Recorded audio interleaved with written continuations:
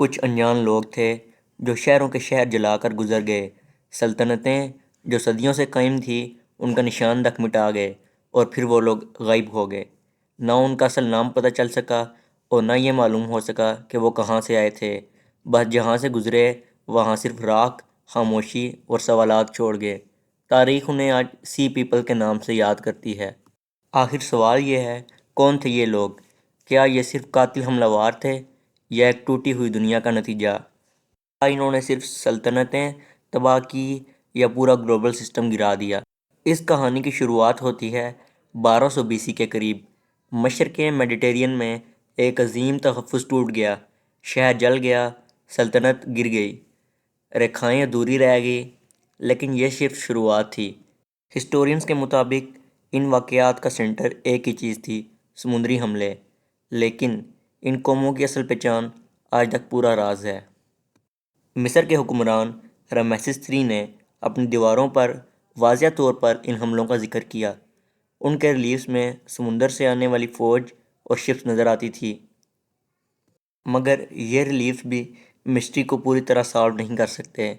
ایک سوال پھر بھی ادھورا رہتا ہے کہ آخر یہ لوگ آئے کہاں سے؟ آرکیولوجسٹ کے پاس اس بات کے مختلف ثبوت ہیں، جیسا کہ جلائی ہوئی عمارتیں، گرے ہوئے شہر، اور خاص طور پر آرٹیفیکٹس جن پر الگ الگ ثقافتی نشان ملتے ہیں۔ ایک تھیوری یہ کہتی ہے ان قوموں کا رشتہ ایجین علاقے یعنی میسینین دنیا سے تھا۔ اگلے نظریے میں اناتولیا، سسلی یا سردینیا کا ذکر آتا ہے۔ کون صحیح ہے یہ فیصلہ آسان نہیں۔ اگر ہم ہسٹری کا مطالعہ کریں تو 12ویں اور 13ویں صدی BC کے درمیان بہت سی تباہیاں ایک ساتھ ہوئی، جیسا کہ ہتھیٹیز، مائسینز۔ مگر کیوں؟ کچھ ماہرین کہتے ہیں کہ کلائمیٹ سٹریس، قانونی تبدیلیاں، خرید و فروخت میں خرابی اور لوگوں کی مائیگریشن نے ان حالات کو تیز کر دیا۔ سی پیپل کے حملے ان چینجز کا نتیجہ ہو سکتے ہیں یا پھر ان کا سبب۔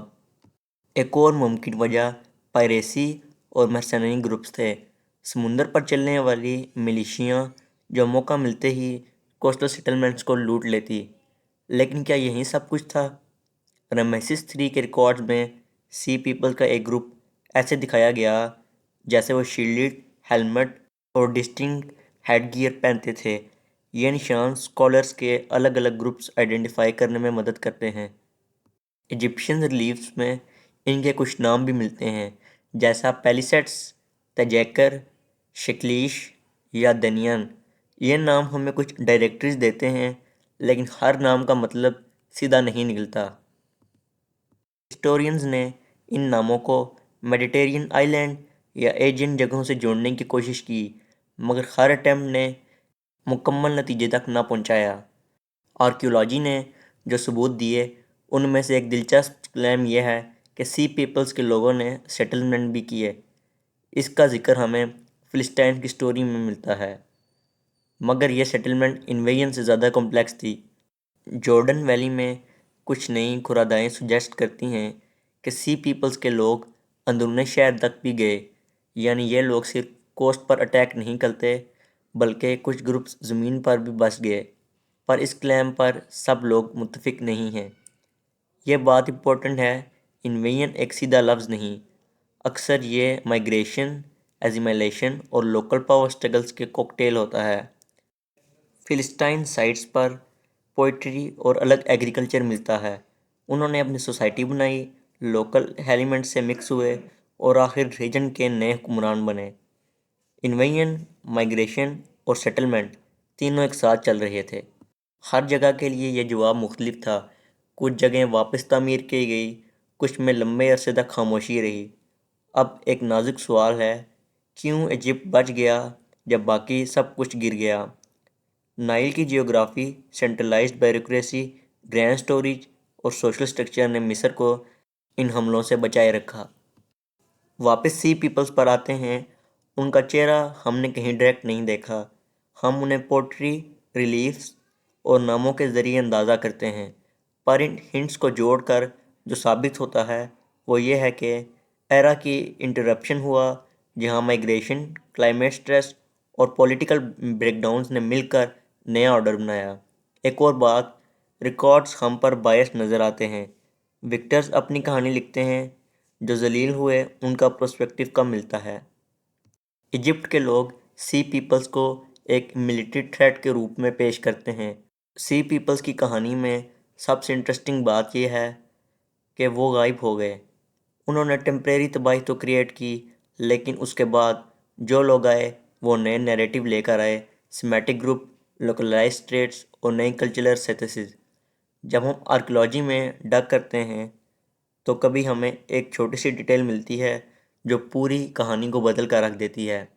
ایک شرط، ایک قبر کا ڈیزائن، ایک سیدھا نام، اور یہ ڈیٹیلز مل کر ہمیں بتاتی ہیں کہ چینج صرف ڈسٹرکٹیو نہیں بلکہ کریٹیو بھی ہوتا ہے، نئی سوسائٹیز نکلتی ہیں۔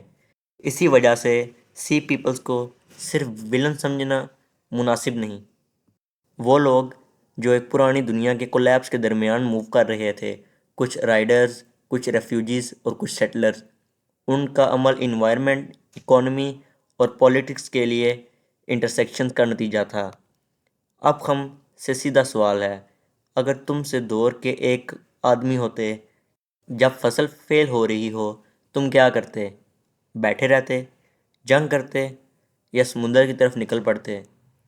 زندگی کے لیے چوائسز بہت سمپل آتی ہیں جب سروائیول کا سوال ہوتا ہے، اور یہی سمپلسٹی ہسٹورینز کو کمپلیکسٹی بنا دیتی ہے۔ چوائسز جو پرسنل ہوتی ہیں وہ ایگریگیٹ میں سوسائٹی کو بدل دیتی ہیں۔